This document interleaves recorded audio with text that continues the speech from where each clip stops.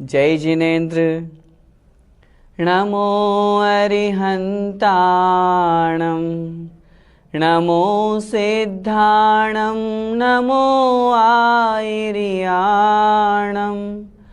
नमो उवज्झायाणं नमो लोये सव्वसाहूणम्। पंच परमेष्टि भगवान की जय।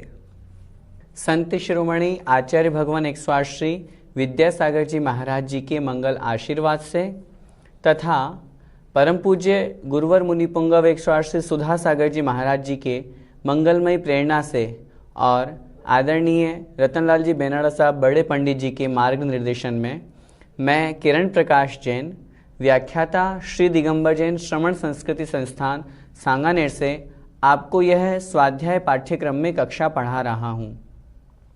श्रवण संस्कृति स्वाध्याय पाठ्यक्रम के अंतर्गत हम प्रथम वर्ष का कोर्स पढ़ रहे हैं, जिसमें सिद्धांत प्रवेशिका 1 पूरी पढ़ने के पश्चात सिद्धांत प्रवेशिका भाग 2 चल रहा है। इसमें आज की कक्षा में हम पाठ 14 पढ़ेंगे। आप सभी लोग अपनी पुस्तक निकाल लीजिए, पेज नंबर 23, पाठ नंबर 14 है, राजा श्रीपाल एवं मैना सुंदरी। राजा श्रीपाल और मैना सुंदरी ये जैन समाज में बहुत प्रसिद्ध व्यक्तित्व हुए हैं।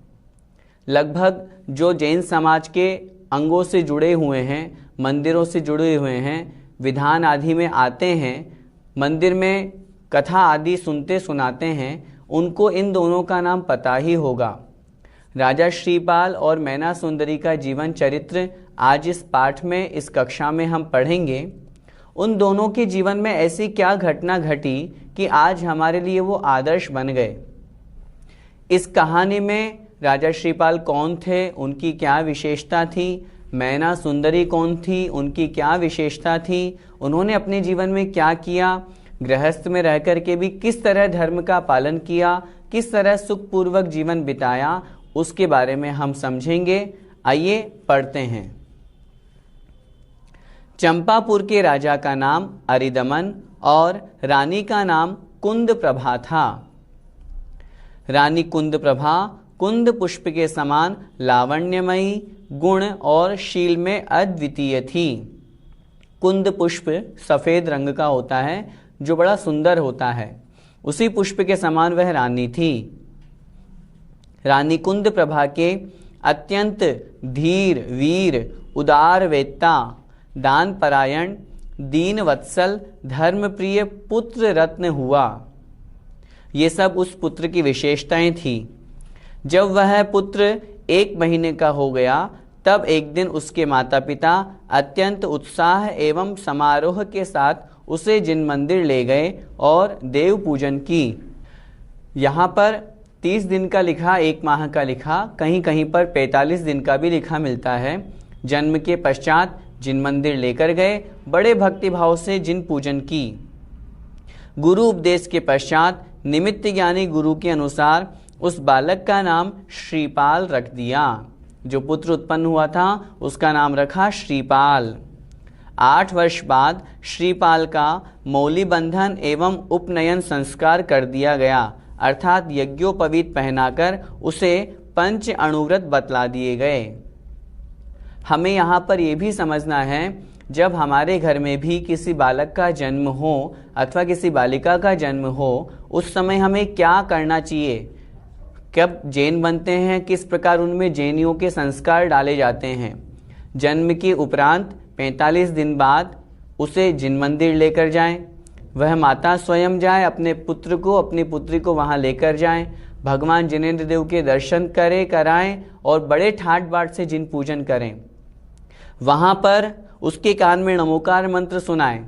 उसके पश्चात जब वो 8 वर्ष का हो जाए, तब श्रावक के मूलगुण अंगीकार करवाएं। जो अष्टमूल गुण का प्रकरण हमने पढ़ा है, मध्यमांस मधु का त्याग, 5 उदुम्बर फलों का त्याग, मुख्यतया ये 8 मूलगुण कहे हैं। अन्य अपेक्षा से भी जो हमने पढ़े, उन 8 मूलगुणों को धारण करवाएं तथा सप्त व्यसनों का भी परित्याग करा दिया गया तथा जब तक पूर्ण रूप से विद्याधन न हो जाए तब तक ब्रह्मचर्य पूर्वक रहना भी समझा दिया गया। ये यहाँ जो राजा श्रीपाल के साथ में हुआ, मैं आपसे निवेदन करना चाहता हूँ, यही प्रक्रिया हमें अपने बच्चों के साथ भी करनी चाहिए। 8 वर्ष का हुआ, मंदिर में ले जा करके उसे जैनी के संस्कार पूरे दे दें। घर में रहते हुए तुम्हें इस तरह का इन नियमों का पालन करना है। सप्त व्यसन अच्छी तरह से समझा करके उसका त्याग करा दें। उनको कहें जब तक विवाह नहीं हो उससे पूर्व तक अब्रह्म का सेवन न करें, ब्रह्मचर्य व्रत को धारण करें। इस प्रकार के नियम राजा श्रीपाल जो उस समय जन्म अवस्था में थे, बालक अवस्था में थे, उनको दिला दिए गए। निर्दिष्ट मंत्रों के द्वारा जैन विधि के अनुसार हवन पूजन इत्यादि करा के श्रीपाल पढ़ने चले गए। वहाँ श्रीपाल छंद, व्याकरण, गणित, सामुद्रिक, रसायन, संगीत, ज्योतिष, धनुर्विद्या, शास्त्र विद्या, जल में तैरना, आयुर्वेद, वाहन संचालन, नृत्य आदि विद्या तथा कलाओं में निपुण हो गए। जब पढ़ने गए सारी विद्याएं, सारे कलाओं में वो पारंगत हो गए और आगम अध्यात्म विद्याओं का अध्ययन पूर्ण करने के बाद पुनः चंपापुर अपने घर वापस आ गए। पिता ने श्रीपाल का अतुल विद्वत्ता एवं पराक्रम, अद्वितीय न्यायपरायणता एवं संपूर्ण गुणों से संपन्न होने के कारण राज्य तिलक कर दिया। राज्य संचालन में दत्तचित्त कामदेव के समान सुंदर श्रीपाल को एवं अन्य 700 वीरों को अचानक एक साथ महाभयानक कुष्ठ रोग हो गया, जिससे इन लोगों का शरीर गलने लगा एवं खून बहने लगा। जब कुष्ठ रोग हो जाता है तो शरीर में जगह जगह दाग हो जाते हैं, खून पीप निकलने लगता है। अचानक से पाप कर्म का उदय आया। श्रीपाल और इनके साथ में जो 700 वीर योद्धा कार्य कर रहे थे, राज्य का संचालन कर रहे थे, उनको यह कुष्ठ रोग हो जाता है। इन लोगों की दयनीय दशा को देखकर प्रजाजन अत्यंत क्षुब्ध एवं दुखी रहने लगे। इतने अच्छे न्यायप्रिय राजा के संबंध में जब ये समाचार सुने और देखा कि हमारे राजा को इस तरह का कष्ट हो गया है, तो सब लोगों को बड़ा कष्ट हुआ। जब रोग की दुर्गंध के कारण वातावरण बिगड़ने लगा, तब वीर दमन चाचा जी के कहने पर श्रीपाल 700 वीरों के साथ नगर से बाहर दूर उद्यान में जाकर निवास करने लगे। उन्होंने सोचा यदि मैं यहाँ रहूँगा तो मुझे तो कोढ़ हुआ ही है, मेरे निमित्त से प्रजाजनों को और कष्ट हो रहा है और अन्य लोगों को न हो जाए, या वो मुझे देख भी रहे हैं, दुर्गंध भी आ रही है तो कष्ट हो रहा है। वो अपने प्रजाजनों के कष्ट को देख करके स्वयं वहाँ से निकले और निकल करके नगर के बाहर उद्यान में रहने लगे। मालवा देश में एक उज्जैनी नामक ऐश्वर्यपूर्ण नगरी थी, जिसके राजा का नाम पुहपाल था। उसकी अनेक रानियां थीं। उनमें से पद्म रानी के गर्भ से सुरसुंदरी एवं मैना सुंदरी नाम की 2 पुत्रियां उत्पन्न हुई। उनमें से सुरसुंदरी रूपवती के साथ साथ सांसारिक विषय भोगों में आसक्त रहती थी। राजा पहुपाल उनकी 2 पुत्रियां सुरसुंदरी और मैना सुंदरी, सुरसुंदरी सुंदर भी थी लेकिन विषय भोगों में ही आसक्त रहती थी, परंतु मैना सुंदरी उत्तम रूपवती, उत्तम गुणवती एवं विवेकशील थी। सुरसुंदरी ने शैव गुरु से तथा मैना सुंदरी ने आरिका से धार्मिक अध्ययन किया था। शैव गुरु जो शिव को मानने वाले हैं वो शैव गुरु कहलाते हैं, और मैना सुंदरी ने दिगंबर जैन धर्म को अंगीकार करने वाली जो माताएं बहनें जो इस आरिका पर्याय को प्राप्त करती हैं, उनके द्वारा उन्होंने धार्मिक अध्ययन किया था। पिता के पूछने पर सुरसुंदरी ने अपनी स्वेच्छानुसार हरिवाहन से विवाह स्वीकार कर लिया, परंतु मैना सुंदरी ने कहा कि पिताजी, कुलीन एवं शीलवती कन्याएं अपने मुख से किसी अभिष्ट वर की याचना कदापि नहीं करती। मैना सुंदरी की विद्वत्तापूर्ण वार्ता को सुनकर राजा पुहपाल तिलमिला गए। उनको बड़ा गुस्सा आया। उनको गुस्सा क्यों आया? अरे ये ऐसा क्यों कह रही है, इस प्रकार का विचार आने पर उन्होंने क्रोध में आकर कोढ़ी राजा श्रीपाल से उनका विवाह कर दिया। राजा पहुपाल को क्रोध आया और उन्होंने कहा, ये मेरा कहना नहीं मानती, ये मेरा उपकार नहीं मानती, और इसलिए उन्होंने कोढ़ी राजा जो श्रीपाल था उसके साथ में मैना सुंदरी का विवाह कर दिया। विवाह मंडप में पति की निंदा सुनकर मैना सुंदरी बोली कि आप मेरे हित चिंतक हैं, आप मेरे पति को महाकुरूप एवं रोगग्रस्त देख रहे हैं, परंतु मेरी दृष्टि में तो वे कामदेव के समान सुंदर हैं। आप लोगों को इस अप्रिय प्रसंग की चर्चा समाप्त कर देनी चाहिए। देखिए मैना सुंदरी का यहाँ पर कितना अच्छा विचार है। अपने कोढ़ी पति को देख कर के भी उसके मन में ये विचार नहीं आया कि मेरी शादी कहाँ हो रही है। पहली बात तो पिता के कहने पर तुम कहो उस राजकुमार से तुम्हारा विवाह कर दें, लेकिन रानी मैना सुंदरी ने कहा, नहीं, मेरे भाग्य में जो होगा वो मुझे प्राप्त होगा। पिता के ऐसा सुनने पर कोढ़ी श्रीपाल से विवाह हो जाता है। मैना सुंदरी ने उसे भी स्वीकार किया, और स्वीकार करने के पश्चात ऐसा उसके मन में कभी भी ये भाव नहीं आया कि मुझे कैसा पति मिला, वो तो उस कोढ़ी पति में भी कामदेव का स्वरूप देख रही है। इसमें पिताजी का कोई दोष नहीं है। बाद में राजा पहुपाल को अपनी गलती का पश्चाताप हुआ और उन्होंने मैना सुंदरी से क्षमा याचना की। मैना सुंदरी ने अपने कर्म सिद्धांत के ऊपर विश्वास करते हुए मेरे कर्म में जो कुछ लिखा हुआ है वह मुझे प्राप्त होगा, और इसी भाव को रख करके अपने उस कोढ़ी पति को उन्होंने पति के रूप में स्वीकार किया और निवास करने लगी, अपना जीवन बिताने लगी। राजा श्रीपाल के कुष्ठ रोग को दूर करने के लिए मैना सुंदरी ने गुरु के आशीर्वाद एवं विधि के अनुसार अष्टानिका पर्व में सिद्ध चक्र महामंडल विधान का आयोजन किया। जैसा कि हमने पिछली कक्षा में देखा था, अष्टानिका महापर्व के अवसर पर सिद्ध चक्र विधान की परंपरा शायद यहीं से प्रारंभ होती है, और गुरु का उपदेश सुनकर के गुरु ने उपदेश दिया, तुम सच्चे भक्ति भाव से जिनेंद्र भगवान की पूजन अर्चन करो। अष्टानिका महापर्व के दिनों में सिद्ध चक्र महामंडल विधान का आयोजन करो। उस विधान का आयोजन करोगे तो निश्चित रूप से तुम्हारे कष्ट दूर होंगे, जिसके प्रभाव से श्रीपाल के साथ 700 वीरों का भी कुष्ठ रोग ठीक हो गया। कुछ समय बाद श्रीपाल मैना सुंदरी के साथ चंपापुरी वापस आ गए। यहाँ तक हमने पढ़ा निश्चित रूप से जिनेंद्र भगवान की पूजन भक्ति का कितना बड़ा प्रभाव पड़ता है।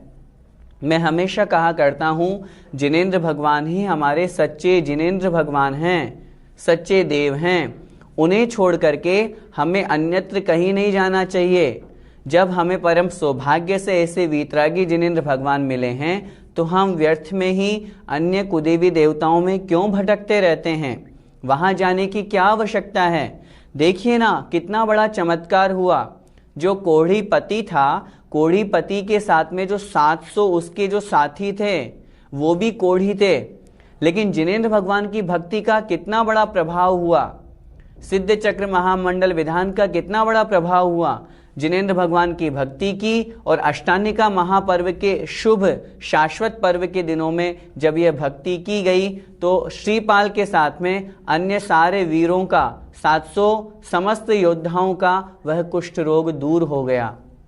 भगवान जिनेंद्र देव की भक्ति का ऐसा ही प्रभाव होता है। विचार करें, जब सच्चे मन से की गई भक्ति कुष्ठ रोग को दूर कर सकती है, तो क्या हमारे और आपके संकटों को दूर नहीं कर सकती? निश्चित रूप से करेगी। बस आवश्यकता है अपने अंदर सच्चा दृढ़ विश्वास जगाने की। जिस प्रकार मैना सुंदरी को जिन धर्म के प्रति पूरा पक्का विश्वास था, चूंकि उसने जो शिक्षा ग्रहण की थी वो आरिका से ग्रहण की थी, इस कारण से जिन धर्म पर बचपन से ही श्रद्धा थी, और उसने उस कर्म सिद्धांत को ध्यान में रखा, जिनेंद्र भगवान का स्मरण किया, मुझे कुछ नहीं सुनना, मेरे भाग्य में जो होगा वो मुझे स्वीकार है। ऐसी भावना रख करके श्रीपाल के साथ भी विवाह हो गया। कोढ़ी के साथ विवाह करने के पश्चात भी पश्चाताप नहीं हुआ, कष्ट नहीं सहन किया, बल्कि भगवान की भक्ति की, और उस भक्ति के प्रभाव से उन कोढ़ियों का कोढ़ दूर कर दिया। चंपापुर पहुंचने के बाद में एक दिन श्रीपाल अपने महल की छत पर बैठे हुए थे। आकाश में बिजली चमकी, जिसे देखकर उन्हें वैराग्य हो गया। वे अपने पुत्र धनपाल को राज्य सौंपकर वन की ओर चले गए। उनके साथ 8,000 रानियां तथा माता कुंद प्रभा भी वन को प्रस्थान कर गई। देखो विधि की विडंबना, कैसा जीवन था। इतनी सुंदर पत्नी मिली, मैना सुंदरी जैसी रानी मिली, लेकिन फिर भी जब वैराग्य जागृत हुआ तो सब कुछ छोड़ करके वन को चले गए। श्रीपाल ने मुनीश्वर के पास जाकर जिन दीक्षा धारण कर ली, उनके साथ 700 वीरों ने भी दीक्षा ले ली। माता कुंद प्रभा व अन्य रानियों ने भी आरिका के व्रत ग्रहण कर लिए। जो कहानी में हम चले आ रहे हैं, पढ़ते आ रहे हैं, 700 वीर योद्धा, निश्चित रूप से पूर्व जन्मों के कहीं न कहीं ऐसे संस्कार होंगे जो पाप कर्म भी उनका साथ में उदय में आया। श्रीपाल के साथ में उदय में आया, उनको भी कोढ़ हो गया। पुण्य कर्म का ऐसा प्रताप देखिए, ऐसा उदय आया, श्रीपाल ने भी दीक्षा ले ली और उनके साथ साथ उन 700 वीरों ने भी दीक्षा ले ली। और साथ में जो उनकी माता थी और रानियां थी, उन्होंने भी आरिका व्रत ग्रहण कर लिया। कठोर तपस्या करते हुए अल्प समय में ही घातियां कर्मों को नष्ट करके केवल ज्ञान प्राप्त किया और फिर शेष कर्मों को नष्ट कर मोक्ष धाम को प्राप्त हुए। घातिया कर्म कौन कौन से हैं? ज्ञानावरण, दर्शनावरण, मोहनीय और अंतराय, ये 4 घातिया कर्म कहे गए हैं। इन 4 घातिया कर्मों के नाश होने पर अरिहंत अवस्था केवल ज्ञान की प्राप्ति होती है। उस केवल ज्ञान को प्राप्त करके शेष जो 4 कर्म हैं, आयु, नाम, गोत्र और वेदनीय, इन 4 कर्मों को कुल मिलाकर के पूरे 8 कर्मों को नष्ट करके मोक्ष को प्राप्त किया। इसी प्रकार मैना सुंदरी तथा माता कुंद प्रभा ने भी आरिका व्रत ग्रहण कर घोर तपश्चरण किया और तप के प्रभाव से स्त्रीलिंग को छेद कर 16वें स्वर्ग में देव पद को प्राप्त किया। कितनी अच्छी महिमा यहाँ पर उस आरिका पद की बताई गई है। स्त्री पर्याय का छेदन करने का इससे बड़ा और कोई उपाय है ही नहीं। आचार्यों ने शास्त्रों में लिखा, स्त्री पर्याय को किस तरह से छेदन किया जाए। आज जो मनुष्य पर्याय में स्त्री वेद मिला है, इसके अंतर्गत उत्कृष्ट तपों को, उत्कृष्ट चारित्र को आरिका के रूप में धारण करें और मन में भावना भाएं, हे भगवान, अब मुझे कभी स्त्री न बनना पड़े। इस तरह आरिकाओं के व्रतों को ग्रहण करने से स्त्री पर्याय का छेदन हो जाता है और वे दोनों 16वें स्वर्ग में इंद्र पद को प्राप्त हुए। इसी तरह रयण मंजुषा, गुणमाला आदि अन्य रानियों ने भी अपनी अपनी तपस्या के अनुसार स्वर्ग आदि शुभ गति को प्राप्त किया। यह जो हमने राजा श्रीपाल और मैना सुंदरी की कहानी पढ़ी, इस कहानी से हमें क्या सीखना है, क्या शिक्षा लेनी है, अच्छी तरह से समझें। गृहस्थ में रहते हुए रानी जो मैना सुंदरी थी, उनके ऊपर कितने कष्ट आए, उनको कितना दुख सहन करना पड़ा। सबसे पहले पिताजी ने उनको डांटा, फटकारा, उनके प्रति गुस्सा किया और गुस्सा करके इतने गुस्से में आकर के और एक कोढ़ी पति के साथ में उनका विवाह कर दिया।